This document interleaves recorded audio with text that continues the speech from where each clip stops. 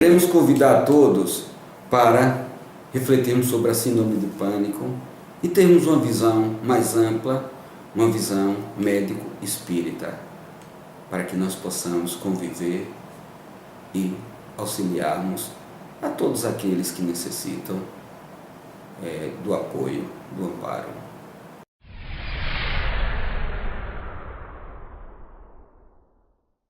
Uma das grandes preocupações da sociedade hoje é exatamente pelos transtornos de ansiedade, em especial a síndrome de pânico, que afeta inúmeras pacientes, inúmeras pessoas. Hoje, em torno de 2 a 3% da população, eles têm síndrome de pânico. Hoje, por exemplo, o que se verifica nas estatísticas é que ela ocorre por volta dos 20 aos 40 anos, quer dizer, uma população jovem, e que as recidivas elas são bastante comuns no espaço de 2 anos, até de 6 meses a 2 anos, e que tem uma prevalência, ou seja, que tem algumas pacientes, na verdade, que tem um familiar muito próximo que tenha síndrome de pânico, eles têm 7 vezes mais chance de ter uma síndrome de pânico,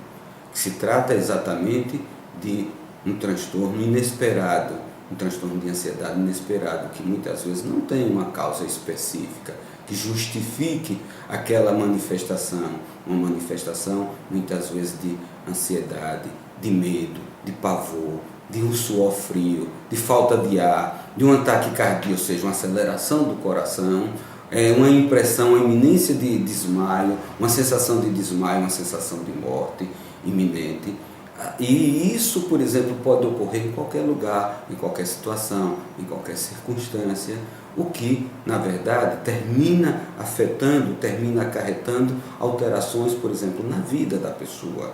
E ela não sabe, muitas vezes não percebe, que as manifestações de medo, essas manifestações de insegurança, essas manifestações de ansiedade, elas estão ocorrendo na vida de alguma forma e que no momento, por exemplo, quando é detectado, quando existe algo mais grave, um paciente de repente ou uma pessoa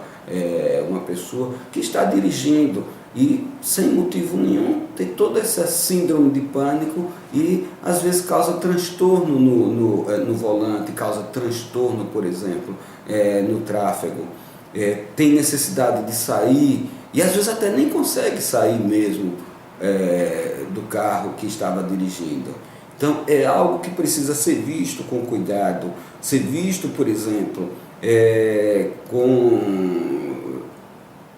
pesquisado as causas que podem afetar, porque muitas vezes são causas orgânicas. A pessoa já nasceu, por exemplo, com uma baixa de neurotransmissor, com afetação de serotonina, com afetação de noradrenalina,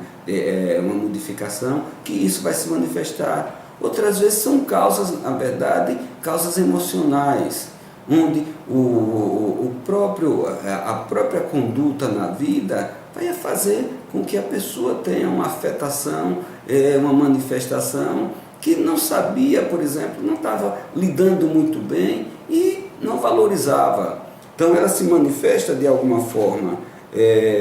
mas é preciso que tenhamos um cuidado, porque a síndrome do pânico tem uma característica própria. Não morre ninguém de síndrome de pânico, apesar do medo, apesar da aversão, apesar das dificuldades, por exemplo, enfrentadas, mas não existe óbito por conta da síndrome do pânico. Mas a sensação de morte muitas vezes ocorre. É necessário muitas vezes se pesquisar, fazer uma avaliação no cuidado médico, para fazer uma avaliação com um diagnóstico diferencial, que às vezes é um feocromocitoma, uma tumoração, às vezes é uma questão de tireoide, é uma alteração na tireoide, às vezes é uma alteração cardíaca, que se confunde pelas manifestações, e tantas outras alterações orgânicas que precisam ser afastadas para que se possa iniciar e para que se possa fazer um tratamento adequado de alguma forma, em algum momento, em alguma circunstância. Então, nós convidamos a todos para assistir a complementação daquilo que foi iniciado sobre a síndrome de pânico na visão médico-espírita.